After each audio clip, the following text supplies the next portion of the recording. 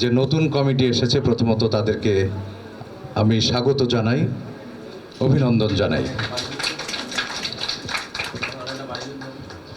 তিনটি নির্বাচনে আমি অংশগ্রহণ করেছি এবং এই সংঘের হয়ে কাজ করেছি, কিন্তু আমরা ধীরে ধীরে এমন একটা জায়গায় পৌঁছেছি যে এইখানে আসলে নির্বাচন করতে গেলে কিছু সম্পর্কের অবনতি হয়। যারা নির্বাচিত হন না এবং যারা নির্বাচিত হন সেখানে একটা দলাদলির বিষয় দেখা যায়, কিন্তু সেখান থেকে আমরা উত্তীর্ণ হয়েছি এভাবে যে আমাদের নির্বাচনের স্লোগানই থাকে জিতবে 21, হারবে না কেউ।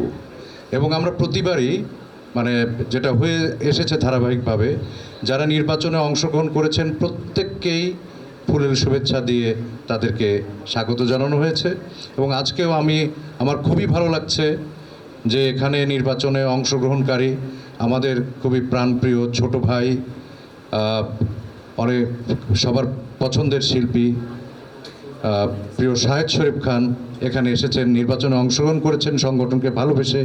যে কোনোভাবেই হোক ভোটের ব্যবধানে হয়তো উনি বিজয়ী হননি, কিন্তু হেরেও যাননি, এবং হেরে যাননি বিধায় উনি কিন্তু আজকে আমাদের মাঝে এসে উপস্থিত হয়েছেন। এবং এই যে সম্প্রীতি, এই যে বিভেদের ঊর্ধ্বে ওঠা, এই উদার মানসিকতা শিল্পীদের মধ্যে থাকে। আমি দেখলাম ওখানে পাভেল এসেছে, তার এটাকে যে শুধু ভোটের ব্যবধানে নির্বাচিত হলেই সংঘে আছি, না হলে নাই, সেই জায়গার থেকে অভিনয় শিল্পী সংঘ বেরিয়ে এসেছে।